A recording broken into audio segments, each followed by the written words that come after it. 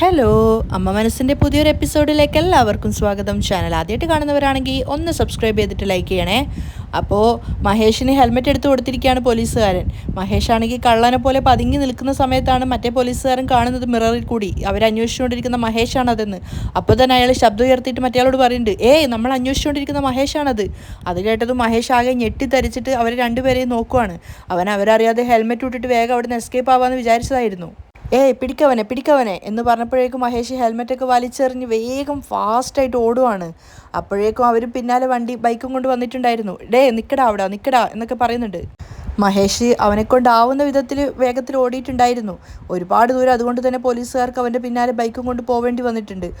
കുറേ ദൂരം എത്തിയ സമയത്ത് തൻ്റെ കയ്യിലുണ്ടായിരുന്ന ലാത്തി വെച്ചിട്ട് കോൺസ്റ്റബിൾ അവൻ്റെ കാലിനെറിയാണ്. അപ്പോഴാണ് മഹേഷ് അവിടെ വീഴുന്നത്. അപ്പം തന്നെ ഓടി വന്നിട്ട് അവർ രണ്ടുപേരും അവനെ പിടിച്ചെഴുന്നേൽപ്പിക്കുകയാണ്. എവിടെയാടാ ഓടി രക്ഷപ്പെടാൻ നോക്കുന്നത്? നിന്നെ അങ്ങനെ വെറുതെ വിടുന്നു കരുതിയോ എന്നൊക്കെ പറഞ്ഞിട്ട് രണ്ടുപേരും കൂടെ അവന് നല്ലോണം പൊതിര് തല്ലുകയാണ്. അതിനുശേഷം അവരവരുടെ ബൈക്കിൽ ഒരാൾ മുന്നിലും നടുവിൽ മഹേഷും പിന്നെ പിന്നിലായിട്ട് മറ്റൊരാളും കൂടിയായിട്ട് ഇരിക്കുകയാണ്. താൻ പോലീസുകാരുടെ കയ്യിൽ അകപ്പെട്ടു എന്നുള്ളത് മഹേഷിന് വ്യക്തമായി മനസ്സിലായി. പോയിക്കൊണ്ടിരിക്കുമ്പോൾ തന്നെ പോലീസുകാരൻ അവനോട് തട്ടിക്കയറുന്നുണ്ട്. നിനക്ക് എത്രമാത്രം ധൈര്യം ഉണ്ടായിട്ടാടാ സിദ്ധാർത്ഥിനെ പോലെ വേഷവും മാറി ചന്ദ്രികയുടെ കഴുത്തിൽ താലി കെട്ടാൻ ശ്രമിച്ചത്? നിന്നെ അന്വേഷിച്ചു കൊണ്ടിരിക്കുക. അവരുടെ കയ്യിൽ നീ എത്തിക്കഴിഞ്ഞാൽ നീ തീർന്ന് വരാൻ പോകുന്ന ഭവിഷ്യത്തുകൾ മഹേഷിന് നന്നായിട്ട് വ്യക്തമായിട്ട് മനസ്സിലാവുന്നുണ്ടായിരുന്നു. അതേസമയം കല്യാണം കഴിഞ്ഞ് ചന്ദ്രികയും സിദ്ധാർത്ഥും ജാനകിയും വാസു മഹേന്ദ്രനും എല്ലാവരും കൂടെ വീട്ടിലെത്തിയിട്ടുണ്ടായിരുന്നു. ലക്ഷ്മി തൊട്ട് മുൻപ് തന്നെ വന്നിട്ടുണ്ട്. അപ്പോൾ ജാനകി വിളിച്ചു പറയുന്നുണ്ട്, ഏട്ടത്തി കല്യാണം കഴിഞ്ഞ് പെണ്ണും ചെറുക്കനും വന്നിട്ടുണ്ട്, ആരതി എടുത്തിട്ട് വാ. അപ്പോഴാണ് മഹേന്ദ്രൻ കാണുന്നത് കുറച്ച് ദൂരത്തോട്ടായിട്ടാണ് മലർ നിൽക്കുന്നത്. മലറിനെ വിളിച്ചിട്ട് ചന്ദ്രികയുടെയും സിദ്ധുവിൻ്റെ അടുത്ത് നിൽക്കാൻ വേണ്ടിയിട്ട് പറയുകയാണ്. മലർക്കുട്ടി വാടാ. സിദ്ധാർത്ഥും അവളെ പിടിച്ച് തൻ്റെ അടുത്ത് തന്നെ ചേർത്ത് നിർത്തുകയാണ്. അങ്ങനെ അപ്പോഴേക്കും ലക്ഷ്മി ആരതിയൊക്കെ ആയിട്ട് വന്നിട്ടുണ്ടായിരുന്നു. സിദ്ധുവിനെയും ചന്ദ്രികയും ആരതി ഒഴിയുകയും അതിനുശേഷം മലറിനെ ആരതി ഒഴിയുകയും 3 പേർക്കും കുങ്കുമമൊക്കെ വെച്ചു കൊടുക്കുകയാണ്. എന്നിട്ട് ചന്ദ്രികയോടും സിദ്ധുവിനോടുമായിട്ട് പറയുന്നുണ്ട് വലത് കാലെടുത്ത് വെച്ച് അകത്തേക്ക് വരാൻ വേണ്ടിയിട്ട്. സിദ്ധു ചന്ദ്രികയുടെ കൈകൾ ചേർത്ത് പിടിക്കുകയാണ്. രണ്ടുപേരും അകത്തേക്ക് കയറുന്ന സമയത്ത് ഒരു സ്ത്രീ പറഞ്ഞു കൊടുക്കുകയാണ് വലത് കാല് വെച്ചിട്ട് ആ അരി തട്ടി ഇടാൻ വേണ്ടിയിട്ട്. അങ്ങനെ വലത് കാല് കൊണ്ട് അരി തട്ടി താഴെ ഇട്ടിട്ടാണ് ചന്ദ്രിക അകത്തേക്ക് കയറുന്നത്. അങ്ങനെ പുതിയൊരു വിവാഹ ജീവിതത്തിലേക്ക് കയറാൻ വേണ്ടിയിട്ടുള്ള ഒരുക്കത്തിലാണ് അവർ. അകത്തേക്ക് കയറിയപ്പോൾ തന്നെ എല്ലാവരും ഹാളിലിരുന്ന് സംസാരിച്ചുകൊണ്ടിരിക്കുകയാണ്. ആ സമയത്ത് കുറച്ച് സമയം കഴിഞ്ഞപ്പോൾ ജാനകി പറയുന്നുണ്ട്, ഏട്ടത്തി ഇപ്പോൾ നല്ല സമയമാണ്, സിദ്ധുവിനും ചന്ദ്രികയ്ക്കും പാലും പഴവും കൊടുക്കാം. ഞാൻ പോയി എടുത്തിട്ട് വരാം എന്ന് പറഞ്ഞിട്ട് ലക്ഷ്മി വേഗം കൊണ്ടുവരികയാണ്. ലക്ഷ്മി കൊണ്ടുവന്നപ്പോൾ മലര് പറയുന്നുണ്ട്, മുത്തശ്ശി ഞാൻ എൻ്റെ അച്ഛനും അമ്മയ്ക്കും പാലും പഴവും കൊടുത്തോളാം. അങ്ങനെയാണോടാ? എങ്കിൽ മോള് തന്നെ കൊടുത്തോ. ആദ്യം സിദ്ധാർത്ഥിനും പിന്നീട് ചന്ദ്രികയ്ക്കും മലര് തന്നെയാണ് വാരിക്കൊടുക്കുന്നത്. 2 സ്പൂണായിട്ട് 2 പേർക്കും കൊടുക്കുന്നുണ്ട്. അതിനുശേഷം അവൾ രണ്ടുപേരോടായിട്ട് ചോദിക്കുകയാണ്, പാലും പഴവും എങ്ങനെയുണ്ട്? മലർക്കുട്ടിയാണല്ലോ തന്നത്, അതുകൊണ്ട് സൂപ്പറായിട്ടുണ്ട്. സിദ്ധാർത്ഥ അവളെ പുകഴ്ത്താൻ മറന്നു പോകുന്നില്ല. എന്നിട്ട് അവൻ വാങ്ങിയിട്ട് അത് മലറിനും അതുപോലെ തന്നെ അവൻ വാരി കൊടുക്കുവാണ്.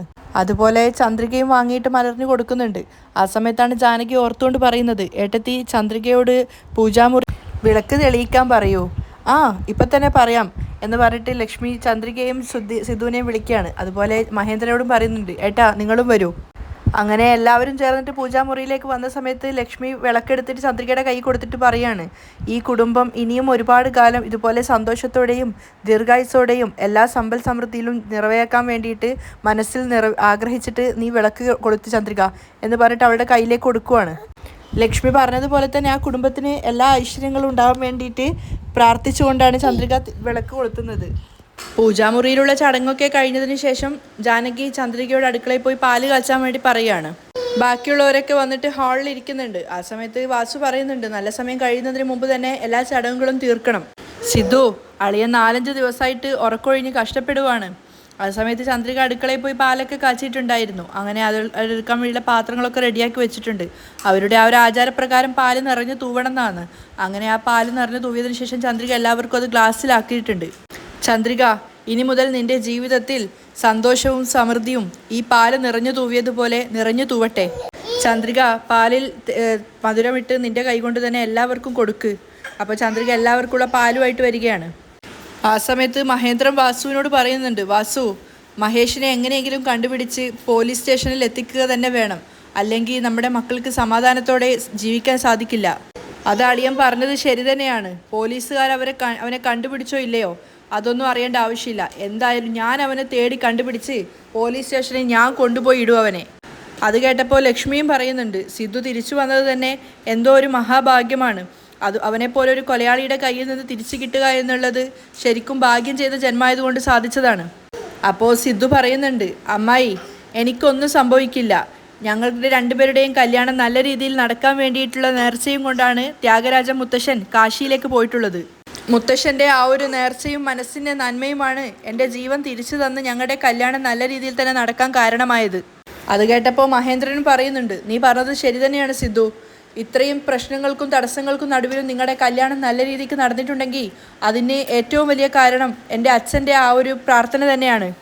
ലക്ഷ്മിയും അത് കേട്ട് സിദ്ധുവിനോട് പറയുന്നുണ്ട്, നിന്റെ മുത്തശ്ശൻ്റെ അനുഗ്രഹം ഏത് കാലവും നിങ്ങളുടെ രണ്ടുപേരുടെയും മേലെ ഉണ്ടാവും. ചന്ദ്രിക കൊണ്ടുവന്ന പാല് എല്ലാവർക്കും കൊടുക്കുകയാണ്. അവൾക്കൊഴികെ ബാക്കി എല്ലാവർക്കുള്ള പാൽ അവൾ കൊണ്ടുവന്നിട്ടുണ്ടായിരുന്നു. എല്ലാവരും സന്തോഷത്തോടുകൂടി പാൽ കുടിക്കുകയാണ്. അപ്പോഴാണ് ജാനകി ശ്രദ്ധിച്ചത് ചന്ദ്രികയുടെ കയ്യിൽ പാലില്ലല്ലോ. അവളാണെങ്കിൽ ഇടയ്ക്കിടയ്ക്ക് സിദ്ധുവിനെ നോക്കുന്നുണ്ട്. അപ്പോൾ ജാനകി സിദ്ധുവിനോട് പറയുന്നുണ്ട്, സിദ്ധു, എല്ലാ പാലും നീ തന്നെ കുടിക്കല്ലേ? അതെന്താ അമ്മ? പാതി പാലും നീ കുടിച്ചിട്ട് ബാക്കിയുള്ളത് ചന്ദ്രികയ്ക്ക് കൊടുക്ക്. അപ്പോഴാണ് സിദ്ധുവിനും അതിൻ്റെ അർത്ഥം മനസ്സിലായത്. ശരിയമ്മ. അവർ രണ്ടുപേരും നാണത്തോടെ പരസ്പരം നോക്കുകയാണ്. അത് കണ്ട് ബാക്കിയുള്ളവരും ചിരിക്കുന്നുണ്ടായിരുന്നു. അപ്പോഴേക്കും സിദ്ധു കുറച്ച് പാല് ബാക്കി എടുത്തിട്ട് ചന്ദ്രയ്ക്ക് കൊടുത്തിട്ട് പറയാണ്, ചന്ദ്രിക ഇതാ ബാക്കി പാല്. അതിനുശേഷം പിന്നെ അവരുടെ നാട്ടിലേതായ ഓരോരോ ചടങ്ങുകളാണ്. ഏട്ടത്തിയോട് ജാനകി പറയുന്നുണ്ട് ചന്ദ്രികയ്ക്ക് ആ ഒരു ചടങ്ങ് നടത്തണമെന്ന്. എന്താ മടിയിൽ എന്തോ അരി വിതറുന്ന ഒരു ചടങ്ങോ മറ്റോ ആണ്. അപ്പോൾ എല്ലാവരും ചേർന്നിട്ട് അവർ 4 പേരും ചേർന്നിട്ട് പൂജാമുറിയിലേക്ക് പോവുകയാണ്.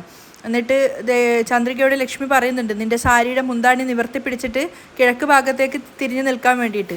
ചന്ദ്രിക അങ്ങനെ നിൽക്കുന്ന സമയത്ത് ജാനകി ലക്ഷ്മിയുടെ കയ്യിൽ നിന്ന് വാങ്ങിയിട്ട് അരി അങ്ങനെയുള്ള ഓരോരോ സാധനങ്ങളൊക്കെ അവളുടെ സാരിയുടെ മുന്താണിയിലേക്ക് ഇട്ട് കൊടുക്കുകയാണ്. അങ്ങനെയെല്ലാം ചേർത്ത് നവധാന്യങ്ങൾ ആ ഒരു മുന്താണിയിൽ ഇട്ട് കൊടുത്തിട്ടുണ്ടായിരുന്നു. അതിനുശേഷം ചന്ദ്രിക ദൈവത്തിന് നേരെ തിരിഞ്ഞ് ആ സാരിയുടെ മുന്താണി ചേർത്ത് പിടിച്ചിട്ട് പ്രാർത്ഥിക്കുകയാണ്. അപ്പോൾ ജാനകി പറയുന്നുണ്ട്, ചന്ദ്രിക നിന്റെ ജീവിതം ഈ നവധാന്യങ്ങൾ മാതിരി എപ്പോഴും നിറഞ്ഞു തുളുമ്പുന്നതാവണം, എല്ലാ ഗുണസമ്പുഷ്ടങ്ങളും ഉള്ളതായിരിക്കണം. അങ്ങനെ അത് കഴിഞ്ഞ് വീണ്ടും എല്ലാവരും ഹാളിൽ വന്നിരിക്കുകയാണ്. ആ സമയത്ത് മഹേന്ദ്രൻ വാസുവിനോട് പറയുന്നുണ്ട്, വാസു നീ പോയിട്ട് ഗുരുക്കളെ കൂട്ടിക്കൊണ്ട് വാ, ശാന്തി മുഹൂർത്തത്തിനുള്ള സമയം നോക്കാൻ. അത് കേട്ടതും ചന്ദ്രികയും സിദ്ധുവും ചമ്മിക്കൊണ്ട് നിൽക്കുകയാണ്. അപ്പോൾ വാസു ആണെങ്കിൽ വേഗം ഗുരുക്കളെ കൂട്ടാൻ വേണ്ടി പോകുന്നുണ്ട്. അതേസമയം മഹേഷിനെയും കൊണ്ട് ബൈക്കിൽ വരികയാണല്ലോ പോലീസുകാർ. ആ സമയത്ത് കോൺസ്റ്റബിളിനെ ഹെഡ് ഓഫീസിൽ നിന്ന് കോൾ വരുന്നുണ്ടായിരുന്നു. അപ്പോൾ എവിടെയാണെന്നൊക്കെ ചോദിച്ച സമയത്ത് അതൊക്കെ പറഞ്ഞതിന് ശേഷം അയാൾ പറയുന്നുണ്ട്, നമ്മൾ തേടിക്കൊണ്ടിരുന്ന മഹേഷിനെ നമുക്ക് കസ്റ്റഡിയിൽ കിട്ടിയിട്ടുണ്ട്. എങ്കിൽ എത്രയും പെട്ടെന്ന് അവനെയും കൊണ്ടുവാ. സംസാരിച്ച് തീർന്ന് കോള് കട്ട് ചെയ്തതും അയാളുടെ കയ്യിൽ നിന്ന് ഫോൺ വീണ് പോയിട്ടുണ്ടായിരുന്നു. അപ്പോൾ അയാൾ മുന്നിലിരിക്കുന്ന പോലീസുകാരനോട് വണ്ടി നിർത്താൻ പറയുകയാണ്. എന്നിട്ട് വണ്ടി നിർത്തിയിട്ട് ഫോൺ എടുക്കാൻ വേണ്ടി ഇറങ്ങിയതും ആ തക്കം നോക്കിയിട്ട് മഹേഷ് വേഗം ഓടുവാണ്. പോലീസുകാർ അവൻ്റെ പിന്നാലെ പോയെങ്കിലും അവൻ പോലീസുകാർ ഇടിച്ചിട്ടിട്ട് വീണ്ടും ഓടുന്നുണ്ടായിരുന്നു. ആ സമയത്ത് വാസു ഗുരുക്കളെയും കൂട്ടിക്കൊണ്ട് എത്തിയിട്ടുണ്ട്. അപ്പോഴേക്കും ചന്ദ്രികയും സിദ്ധാർത്ഥും വേഷം മാറ്റി താഴേക്ക് വരികയാണ്. അപ്പോൾ മഹേന്ദ്രൻ ഗുരുക്കളോട് പറയുന്നുണ്ട്, നിങ്ങളുടെ വാക്ക് പോലെ തന്നെ ഞങ്ങളുടെ മക്കളുടെ കല്യാണം നല്ല രീതിക്ക് തന്നെ നടന്നു. ശാന്തി മുഹൂർത്തത്തിന് ഒരു നല്ല നേരം കുറിച്ചു തരികയാണെങ്കിൽ അതിനുള്ള ഏർപ്പാടുകളൊക്കെ ചെയ്യാമായിരുന്നു. അത് കേട്ടതും ചന്ദ്രികയും സിദ്ധാർത്ഥും പരസ്പരം നാണത്തോടെ മുഖത്തോട് മുഖം നോക്കുവാണ്. അപ്പോൾ ഗുരുക്കൾ പറയുന്നുണ്ട്, ഇന്ന് ഒരു പൗർണമി ദിവസമാണ്, അതുകൊണ്ട് ഇന്ന് ശാന്തി മുഹൂർത്തത്തിന് പറ്റിയ ദിവസമാണ്. ഞാൻ ഇന്നേക്ക് തന്നെ നിങ്ങൾക്ക് നേരം കുറിച്ചു തരാം. പെണ്ണിൻ്റെയും ചെറുക്കൻ്റെയും ജാതകം ഒന്ന് എടുത്തിട്ട് വരാമോ? അത് കേട്ടതും ലക്ഷ്മി പോയിട്ട് രണ്ടുപേരുടെയും ജാതകം എടുത്തു കൊണ്ട് വന്നിട്ടുണ്ടായിരുന്നു. അങ്ങനെ ജാതകത്തിൻ്റെ ആ ഒരു ഇത് നോക്കിയിട്ട് അയാൾ പറയുന്നുണ്ട്, ഇന്ന് രാത്രി തന്നെയാണ് നല്ല മുഹൂർത്തം, അതായത് 10:30 മണിക്ക് നല്ലൊരു മുഹൂർത്തം ഉണ്ടെന്ന്. അത് കേട്ടതും ചന്ദ്രികയും സിദ്ധാർത്ഥും പരസ്പരം നാണത്തോടെ നോക്കുവാണ്. അങ്ങനെ തന്നെ ചെയ്യാം സ്വാമി. വരുന്ന തിങ്കളാഴ്ച ശിവന്റെയും പാർവതിയുടെയും ജന്മദിവസമാണ്. ആ ദിവസം ഇവരോട് രണ്ടുപേരോടും പോയിട്ട് ശിവപാർവതിമാർക്ക് പാലഭിഷേകം ചെയ്യാൻ വേണ്ടി പറയുക. ഇവരുടെ വിവാഹ ജീവിതം നല്ല സന്തോഷം നിറഞ്ഞതായിരിക്കും. അതുപോലെയൊക്കെ ചെയ്യാമെന്നൊക്കെ പറഞ്ഞിട്ട് അദ്ദേഹത്തിന് ദക്ഷിണയും കൊടുത്ത് പറഞ്ഞു വിടുവാണ്. ഇത്രയും പ്രശ്നങ്ങൾക്ക് നടുവിലും കല്യാണം നല്ല രീതിക്ക് നടന്നതിനൊക്കെ അദ്ദേഹത്തിനോട് നന്ദി പറയുന്നുണ്ട്. സിദ്ധുവും ചന്ദ്രികയും ശരിക്കും പറഞ്ഞാൽ മറ്റൊരു ലോകത്തെത്തിയിട്ടുണ്ടായിരുന്നു. അവരുടെ ശാന്തി മുഹൂർത്തം ഉറപ്പിച്ചെന്ന് കേട്ട ആ ഒരു നിമിഷം മുതൽ. ആ സമയത്താണ് മലരും എല്ലാവരോടും ഒരു സംശയം ചോദിക്കുന്നത്, ശാന്തി മുഹൂർത്തം എന്ന് വെച്ചാൽ എന്താ മുത്തശ്ശ? അത് കേട്ടതും ശരിക്കും മഹേന്ദ്രനെ ഞെട്ടി. അതിന് പുറമെ ജാനകിയും ലക്ഷ്മിയും സിദ്ധുവും ചന്ദ്രികയും വാസുവും ഒക്കെ ആകെ ഞെട്ടി നിൽക്കുകയാണ്. ഇപ്പോൾ കുഞ്ഞിനോട് എന്താ പറയാന്ന് വിചാരിച്ചിട്ട്. അയ്യോ, ചന്ദ്രിക ആകെ ചമ്മി നിൽക്കുകയാണ്. തൻ്റെ മകളാണ് ചോദിക്കുന്നത് തൻ്റെ ശാന്തി മുഹൂർത്തത്തെക്കുറിച്ച്. അത് പിന്നെ മഹേന്ദ്രൻ ഇങ്ങനെ പരിങ്ങി നിൽക്കുകയാണ്. എന്താ മുത്തശ്ശ പറഞ്ഞു തരാത്തത്? ചന്ദ്രികയും സിദ്ധുവൊക്കെ ഇങ്ങനെ തല ചൊറിഞ്ഞ് നിൽക്കുകയാണ്. അപ്പോൾ മലര് വീണ്ടും പറയുന്നുണ്ട്, ശാന്തി മുഹൂർത്തം എന്ന് വെച്ചാൽ എന്താന്ന് പറഞ്ഞതാ മുത്തശ്ശ? മുത്തശ്ശി പറഞ്ഞു തരും. ലക്ഷ്മിയെ നീ പറഞ്ഞു കൊടുക്ക്. അയ്യോ ഏട്ടാ, എന്നെ എന്തിനാ കുടുക്കി ചാടിക്കുന്നത്? മുത്തശ്ശിയെങ്കിലും പറഞ്ഞതാ മുത്തശ്ശി. മലര് വീണ്ടും ചോദിക്കുകയാണ്. ലക്ഷ്മി ശരിക്കും പെട്ടിട്ടുണ്ടായിരുന്നു. എന്താ മലറിനോട് പറയാന്ന് വിചാരിച്ചിട്ട് പെട്ടെന്ന് തോന്നിയ ബുദ്ധിയിൽ പറഞ്ഞു കൊടുക്കുകയാണ്. ശാന്തി മുഹൂർത്തം എന്ന് വെച്ചാൽ രണ്ട് മനസ്സും ഒന്നായി ഇണയുന്നത്. എനിക്ക് മനസ്സിലായില്ല മുത്തശ്ശി. അങ്ങനെ വെച്ച എന്താ? ഇപ്പം നിനക്ക് മനസ്സിലാവില്ല. നീ വലിയ പെൺകുട്ടി ആയിക്കഴിഞ്ഞാൽ നിനക്ക് മനസ്സിലാവും. എല്ലാവരും സമാധാനിച്ച് നിൽക്കുകയാണ്. ഇനി മലരൊന്നും ചോദിക്കില്ല എന്ന് കരുതി. അപ്പോൾ മലർ എല്ലാവരെയും നോക്കിക്കൊണ്ട് പറയുന്നുണ്ട്, ശരി, ഞാൻ അമ്മയോട് ചോദിച്ചിട്ട് മനസ്സിലാക്കിക്കോളാം. അത് കേട്ടതും ചന്ദ്രിക ആകെ പെട്ട അവസ്ഥയിലായി. അയ്യോ, അവളിങ്ങനെ നിൽക്കണം. അപ്പോഴേക്കും മലര അവളുടെ അടുത്തേക്ക് പോകുന്നുണ്ട്. എല്ലാവരും അത് കണ്ട് ചിരിക്കുകയാണ്. അപ്പോൾ സിദ്ധുവിനോട് അവൾ ശബ്ദം താഴ്ത്തി ചോദിക്കുകയാണ്, അയ്യോ, എന്നോടിപ്പോൾ മലര് വന്ന് ചോദിച്ചാൽ ഞാൻ എന്താ പറയുക? അത് കേട്ടതും സിദ്ധാർത്ഥ് പൊട്ടിച്ചിരിക്കുകയാണ്. എന്താ സിദ്ധു സാർ ചിരിക്കുന്നത്? താൻ തൽക്കാലം മലറിനോട് എന്തെങ്കിലും പറഞ്ഞ് രക്ഷപ്പെടാൻ നോക്ക്. അതും പറഞ്ഞ് സിദ്ധാർത്ഥ് അവിടെ നിന്ന് പോവാണ്. അയ്യോ, എല്ലാവരും ചേർന്ന് എന്നെ കുടുക്കിലാക്കിയല്ലോ, ചന്ദ്രിക ചിന്തിക്കുന്നുണ്ട്. അതേസമയം മഹേഷ് ആണെങ്കിൽ പോലീസുകാരുടെ കയ്യിൽ നിന്ന് രക്ഷപ്പെട്ട് ഓടിക്കൊണ്ടേയിരിക്കുകയാണ്. അവന് പിന്നാലെ തന്നെ പോലീസുകാരുണ്ടായിരുന്നു, നിൽക്ക് എന്നൊക്കെ പറഞ്ഞിട്ട്. പക്ഷേ മഹേഷ് നല്ല സൂത്രശാലി ആയതുകൊണ്ട് അവരുടെ കയ്യിൽ നിന്നും അവൻ രക്ഷപ്പെട്ട് ഒരു കുറ്റിക്കാട്ടിൽ ഒളിച്ചിരിക്കുകയാണ്. അവർ രണ്ടുപേരും പൊട്ടന്മാരായിട്ട് അവിടെ നിൽക്കുന്നുണ്ട്. ഇത്ര അടുത്ത് അവനെ കൈ കിട്ടിയിട്ട് നഷ്ടപ്പെടുത്തി കളഞ്ഞല്ലോ. അവർ പരസ്പരം പറയുകയാണ്, അവനെ AC-യുടെ കയ്യിൽ എത്തിച്ചിട്ടുണ്ടായിരുന്നെങ്കിൽ രണ്ടുപേർക്കും പ്രമോഷൻ കിട്ടുമായിരുന്നു. രക്ഷപ്പെട്ടിട്ട് അവൻ എവിടെ പോവാനാ സാർ? നമ്മുടെ കയ്യിൽ തന്നെ വീണ്ടും അവൻ വന്ന് ചാടും. വാ സാർ, നമുക്ക് പോവാം. അവർ രണ്ടുപേരും നിരാശയായിട്ട് അവിടുന്ന് മടങ്ങുകയാണ്. അപ്പോഴാണ് മഹേഷിന് ആശ്വാസമായത്. അവർ പോയതിനു ശേഷമാണ് അവൻ ആ കുറ്റിക്കാട്ടിൽ നിന്നും തിരിച്ചു കയറി വരുന്നത്. ചന്ദ്രിക ഡ്രസ്സൊക്കെ മടക്കി വെക്കുകയായിരുന്നു. ആ സമയത്താണ് മലര അങ്ങോട്ടേക്ക് വരുന്നത്. അമ്മ ഇവിടെയാണുള്ളത്. എന്താടാ മോളോ? ഞാൻ അമ്മയെ എവിടെയൊക്കെ അന്വേഷിച്ചു. എന്തിനാ മോൾ അന്വേഷിച്ചത്? ഗുരുക്കൾ വന്നിട്ട് അമ്മയ്ക്കും അച്ഛനും ശാന്തി മുഹൂർത്തത്തിന് ദിവസം കുറിച്ചിട്ട് പോയില്ലേ? അപ്പം തൊട്ട് ഞാൻ അമ്മയെ അന്വേഷിക്കുകയാണ്. ശാന്തി മുഹൂർത്തം എന്ന് വെച്ചാൽ എന്താ അമ്മ? മലരിൻ്റെ ചോദ്യം അത് തന്നെ ആയിരിക്കും എന്ന് അറിയാമെങ്കിലും മലരത് ചോദിച്ചപ്പോൾ ചന്ദ്രിക ശരിക്കും പതറിപ്പോയിട്ടുണ്ടായിരുന്നു. അയ്യോ, എൻ്റെ അടുത്ത് തന്നെ വന്ന് ചോദിക്കുകയാണല്ലോ ദൈവമേ, ഇപ്പം എന്ത് പറഞ്ഞാൽ ഒന്ന് രക്ഷപ്പെടുക? ചന്ദ്രിക ഇങ്ങനെ ചിന്തിച്ചുകൊണ്ടിരിക്കുകയാണ്. പറയമ്മ, അതെന്താന്ന് വെച്ചാൽ എനിക്കും അറിയില്ല മോളെ. അതൊക്കെ വലിയ വലിയ ആൾക്കാർക്കേ അറിയുള്ളൂ. വലിയ ആൾക്കാർക്കേ അറിയുള്ളൂ എന്ന് അമ്മ പറയുന്നത്? ഞാൻ മുത്തശ്ശിയോടും ഒക്കെ ചോദിച്ചതാ. അപ്പം അവർ പറയുന്നത് രണ്ട് വലിയ ആൾക്കാരുടെ തമ്മിൽ മനസ്സ് ചേരുന്നതാണ് എന്നാണ്. എനിക്ക് അങ്ങനെ പറഞ്ഞപ്പോൾ പക്ഷെ മനസ്സിലായില്ല അമ്മ. അപ്പോൾ ചന്ദ്രിക വിചാരിക്കുന്നുണ്ട്, ദൈവമേ, ചോദ്യത്തിന് മേൽ ചോദ്യങ്ങൾ ചോദിച്ചുകൊണ്ടേ ഇരിക്കുകയാണല്ലോ, ഇതെങ്ങനെ ഇതൊന്ന് പറഞ്ഞ് മനസ്സിലാക്കി കൊടുക്കുക? പെട്ടെന്ന് മലരിൻ്റെ ശ്രദ്ധ മാറ്റാൻ വേണ്ടി ചന്ദ്രിക ചോദിക്കുന്നുണ്ട്, മലർ, നീ എന്നോട് ചോക്ലേറ്റിന് ചോദിച്ചിട്ടുണ്ടായിരുന്നില്ലേ? ഇന്നാ ഈ ചോക്ലേറ്റ് നിനക്കുള്ളതാ എന്ന് പറഞ്ഞിട്ട് അലമാരയിൽ നിന്നൊരു വലിയ ചോക്ലേറ്റ് എടുത്തു കൊടുക്കുകയാണ്. ഇത്രയും വലിയ ചോക്ലേറ്റോ? ഇത് മോൾക്ക് വേണ്ടി അമ്മ വാങ്ങിച്ചതാ. ഇന്നാ പോയി കഴിച്ചോ. അമ്മ ഈ ജോലിയൊക്കെ കഴിഞ്ഞിട്ട് വരാം കേട്ടോ, നീ താഴെ പോയി കളിച്ചോളൂ. ശരി അമ്മ എന്നും പറഞ്ഞിട്ട് ചോക്ലേറ്റ് വാങ്ങിയിട്ട് മലർ ഓടിപ്പോവാണ്. മലർ പോയപ്പോഴാണ് ചന്ദ്രയ്ക്ക് സമാധാനമായത്. അമ്പോ, എങ്ങനെയോ മലറിനെ ഒന്ന് പറഞ്ഞു വിട്ടു. എന്നിട്ട് അവളുടെ ജോലി തുടർന്നുകൊണ്ടിരിക്കുമ്പോഴാണ് സിദ്ധാർത്ഥ് അങ്ങോട്ടേക്ക് വരുന്നത്. അവൻ വരുമ്പോൾ കാണുന്നുണ്ടായിരുന്നു മലർ അങ്ങോട്ടേക്ക് ഓടി പോകുന്നത്. അപ്പോൾ ചന്ദ്രികയോട് ചോദിക്കുന്നുണ്ട്, ചന്ദ്രിക എന്ത് ചെയ്യുക? അത് പിന്നെ ഞാൻ ഡ്രസ്സൊക്കെ മടക്കി വെക്കുകയായിരുന്നു. അതൊക്കെ അവിടെ നിൽക്കട്ടെ, മലർ ഇവിടെ വന്നിട്ട് പോകുന്നത് കണ്ടല്ലോ, എന്ത് പറഞ്ഞ് അവളെ വിട്ടത്? അയ്യോ, അത് പറയാത്തതാ സാർ നല്ലത്. താഴെ അച്ഛനോടും അമ്മയോടും ചോദിച്ച അതേ സംശയം വീണ്ടും എന്നോട് വന്ന് ചോദിച്ചതാ. അയ്യോ, വീണ്ടും വന്ന് ചോദിച്ചു അത് തന്നെയാണോ? മുത്തശ്ശി പറഞ്ഞു കൊടുത്തിട്ട് അവൾക്ക് മനസ്സിലായില്ല പോലും. അതുകൊണ്ട് അതെന്താന്ന് എന്നോട് ഒന്നുകൂടെ ചോദിക്കാൻ വന്നതാ. അയ്യോ, എങ്ങനെയോ ചോക്ലേറ്റ് കൊടുത്ത് അവളെ പറഞ്ഞു വിട്ടതാ. അത് കേട്ടത് സിദ്ധാർത്ഥ് പൊട്ടിച്ചിരിക്കുകയാണ്.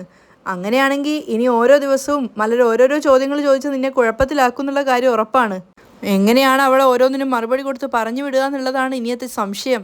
അവൾ ഇനിയനോട് എന്തെങ്കിലും സംശയം വന്ന് ചോദിക്കുകയാണെങ്കിൽ ഞാൻ പറയും സിദ്ധു സാറിനോട് വന്ന് ചോദിക്കാൻ വേണ്ടിയിട്ട്. ദൈവമേ, എൻ്റെ അടുത്തേക്കോ? എന്നെ കുഴപ്പത്തിലാക്കല്ലേ ചന്ദ്രിക. അല്ല, വീട്ടിലാരെയും കാണുന്നില്ലല്ലോ. അത് പിന്നെ വാസുമാമനും അച്ഛനും അമ്പലത്തിൽ പോയിരിക്കുകയാണ്. ഇപ്പോഴെന്തിനാ അമ്പലത്തിൽ പോയത്?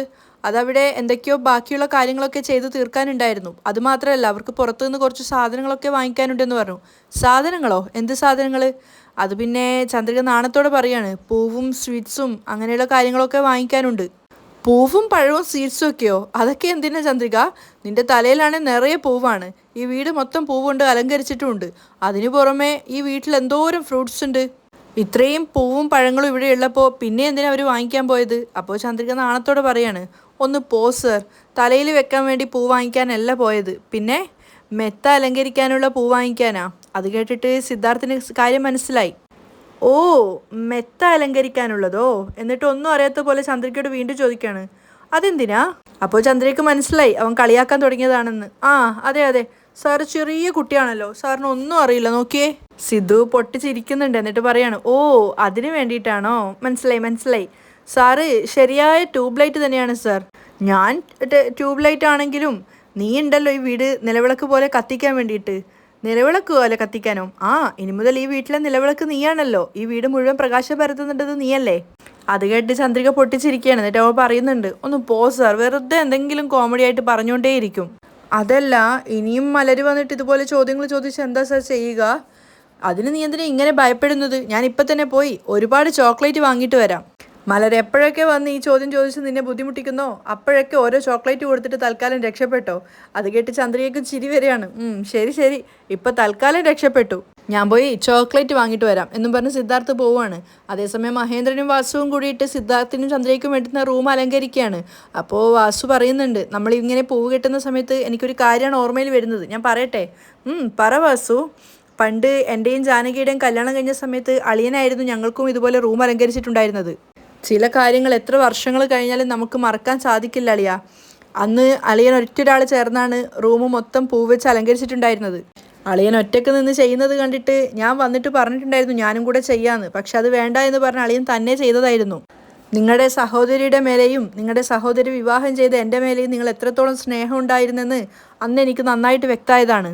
അപ്പോഴേക്കും ലക്ഷ്മി വന്നിട്ട് ചോദിക്കുന്നുണ്ട്, റൂമൊക്കെ അലങ്കരിച്ച് കഴിഞ്ഞോ എന്ന്. എന്നിട്ട് വാസുവിനോട് പറയുന്നുണ്ട്, ജാനകി നിങ്ങളെ വിളിക്കുന്നുണ്ടെന്ന്. ആണോ, എങ്കിൽ ഞാൻ പോയിട്ട് വരാമെന്ന് പറഞ്ഞിട്ട് വാസു അവിടെ നിന്ന് പോവാണ്. അതിനുശേഷം ലക്ഷ്മി കൊണ്ടുവന്ന റോസാപ്പൂ വെച്ചിട്ട് ബെഡ് അലങ്കരിക്കുകയാണ്. ബെഡിൽ നല്ല ലവിൻ്റെ ഇതൊക്കെ വെക്കുന്നുണ്ടായിരുന്നു. അപ്പോൾ മഹേന്ദ്രൻ ലക്ഷ്മിയെ തന്നെ നോക്കി നിൽക്കുന്നുണ്ട്. അവർ ചോദിക്കുന്നുണ്ട്, എന്താ ഇങ്ങനെ നോക്കുന്നതെന്ന്. അല്ല, ഈ പൂവും ഈ ഡ്രസ്സിലും നിൻ്റെ ഗെറ്റപ്പും ഒക്കെ കണ്ടപ്പോൾ എനിക്ക് നമ്മുടെ ആദ്യ രാത്രിയാണ് ഓർമ്മ വന്നത്. ഏട്ടൻ പറഞ്ഞത് ശരിയാ, എൻ്റെ മനസ്സിലും ആ ഒരു കാര്യം വന്നിട്ടുണ്ടായിരുന്നു. 1000 രാത്രികളും വന്നു കഴിഞ്ഞാലും ആദ്യ രാത്രി ഒരാളെ കൊണ്ട് മറക്കാൻ സാധിക്കില്ല എന്നാണല്ലോ. രണ്ടുപേരും അവരുടെ നല്ല സന്ദർഭങ്ങളും മുഹൂർത്തങ്ങളും ആലോചിച്ച് പൊട്ടിച്ചിരിക്കുകയാണ്. ഇപ്പോൾ എന്തിന് ഇങ്ങനെയുള്ള കാര്യങ്ങളൊക്കെ പറയുന്നത്? ഒരു മനുഷ്യന് സന്തോഷം എന്ന് പറയുന്നത് തന്നെ അവരുടെ പഴയ ഓർമ്മകളെക്കുറിച്ച് സംസാരിക്കുമ്പോഴാണ് ലക്ഷ്മി. അത് ഈ റൂമിൽ വെച്ച് സംസാരിക്കേണ്ട, നമുക്ക് നമ്മുടെ റൂമിൽ പോയി സംസാരിക്കാം. അവർ രണ്ടുപേരും അങ്ങനെ ഓരോരോ കാര്യങ്ങൾ സംസാരിച്ചുകൊണ്ടിരിക്കുമ്പോഴാണ് മലർ അങ്ങോട്ടേക്ക് വരുന്നത്. മലറിനെ കണ്ടത് ഒരു സംസാരം നിർത്തുകയാണ്. അപ്പോൾ മലർ ചോദിക്കുന്നുണ്ട്, മുത്തശ്ശി എന്താ ഇവിടെ ചെയ്യുന്നത്? ഞങ്ങൾ രണ്ടുപേരും ചേർന്ന് ഈ റൂം ഡെക്കറേറ്റ് ചെയ്യുകയാണ്. അപ്പോൾ അതെന്തിനാന്നുള്ള സംശയത്തിലാണ് മലർ നോക്കി നിൽക്കുന്നത്. അവിടെയാണ് ഇന്നത്തെ എപ്പിസോഡ് വൈൻഡപ്പ് ചെയ്യുന്നത്.